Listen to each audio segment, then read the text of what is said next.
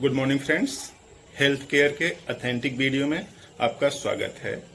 नए वीडियो की इन्फॉर्मेशन आपको मिले, इसके लिए जरूरी है कि इस चैनल को सब्सक्राइब कर लें, बेल आइकन को भी दबाएं। आज के इस वीडियो में बात करते हैं जिंको बाइलोबा की।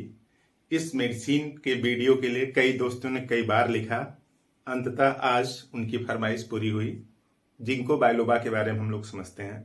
बेहतरीन होम्योपैथिक मेडिसिन है और इसका मदर टिंचर बॉडी की पूरी अव्यवस्था को व्यवस्थित करने के लिए यूज की जा सकती है और खास तौर से सर्कुलेशन से संबंधित जिनको भी हाई ब्लड प्रेशर है या फिर ब्लड का थिनर यूज करते हैं, ऐसे लोगों के लिए जिंको बाइलोबा बेहतरीन दोस्त हो सकती है। इस वीडियो में इसी के बारे में समझते हैं कि किस तरह से शरीर की अव्यवस्था को व्यवस्थित करती है जिंको बाइलोबा। तो देखिए, जो जिंको बाइलोबा है इसके अंदर 3 बेहतरीन केमिकल हैं और वो केमिकल इस तरह से हैं: जिंकोलिट्स, बिलोबालिडिस एंड फ्लेवोनॉइड्स। ये जो 3 केमिकल हैं बॉडी के सर्कुलेशन को ठीक करते हैं।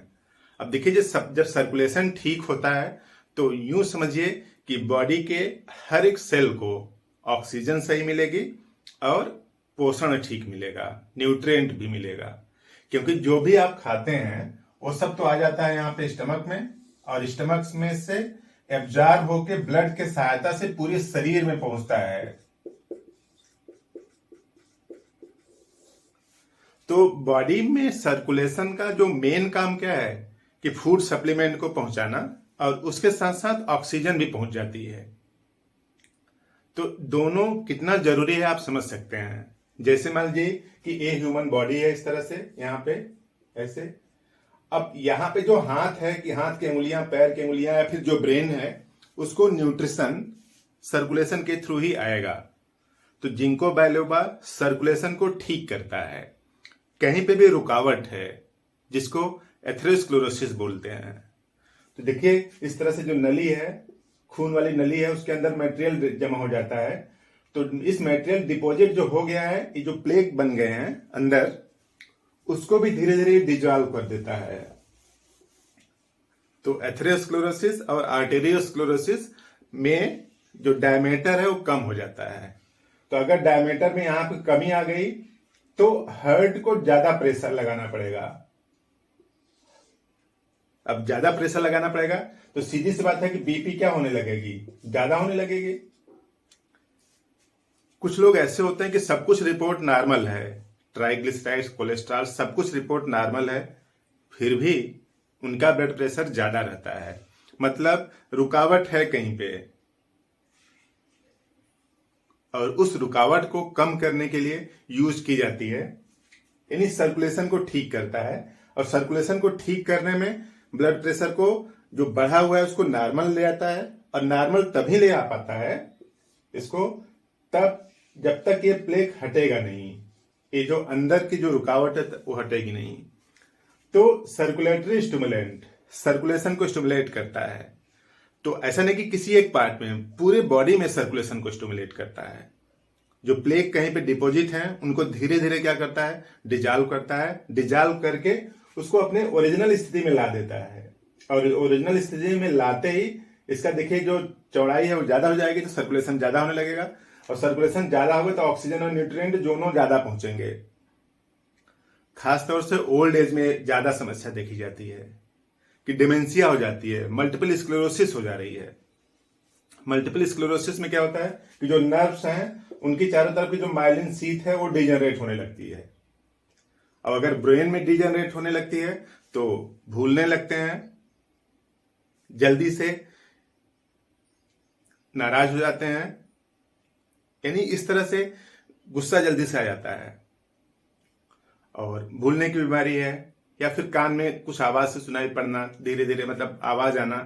तो इस तरह से कई सिम्टम्स होते हैं। तो डिमेंशिया, मल्टीपल स्क्लेरोसिस या इवन ब्लड थिन हो रहा है, ब्लड थिक हो जा रहा है, मोटा हो जा रहा है। कुछ लोग ब्लड थिनर का यूज करते हैं। तो इसके अंदर देखिए इंप्रूव सेरेब्रल सर्कुलेशन, जो ब्रेन का जो सर्कुलेशन है उसको भी बढ़ाता है। ओल्ड एज में खास तौर से देखा गया है कि मल्टीपल स्क्लेरोसिस जैसे सिम्टम्स तो आते हैं, उसके साथ साथ पैरालिटिक अटैक भी आ जाते हैं, पैरालिसिस जैसा हो जाता है। इसलिए हो जाता है कि कहीं पे भी सर्कुलेशन थोड़ा सा कम हुआ है, ऑक्सीजन न्यूट्रिएंट कम पहुंचे हैं वहां पे। तो इसके अंदर एक और क्षमता है कि रिड्यूस प्लेटलेट एक्टिवेटिंग फैक्टर। कुछ लोगों का प्लेटलेट्स बढ़ा होता है, खासतौर से जब स्प्लीन बढ़ जाती है तो भी प्लेटलेट्स बढ़ा होता है, ये अवस्था है।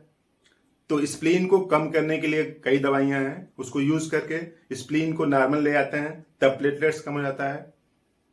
कई लोग ऐसे होते हैं जिनका स्प्लीन नॉर्मल है, लीवर भी नॉर्मल है, फिर भी प्लेटलेट्स बढ़ा हुआ है।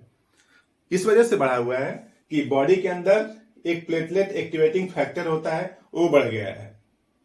तो ये जो जिंको बाइलोबा के जो 3 केमिकल है ना, ये प्लेटलेट एक्टिवेटिंग फैक्टर उसको कम कर देते हैं। कम कर देना मतलब नॉर्मल एकदम नीचे नहीं ले आते, नॉर्मल तक ले आते हैं, यानी जो बढ़ा हुआ है बस उसी को कम करते हैं। तो जो भी ब्लड थिनर यूज करते हैं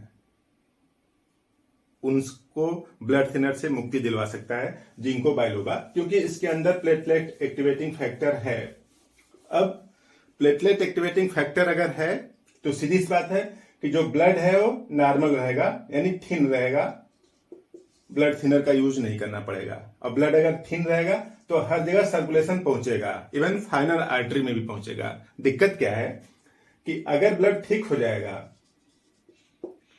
ठीक होने से दिक्कत क्या है कि मोटी आर्टरी में तो बह जाएगा ब्लड, लेकिन अंत में आते आते एकदम फाइनल पतली आर्टरी होती हैं।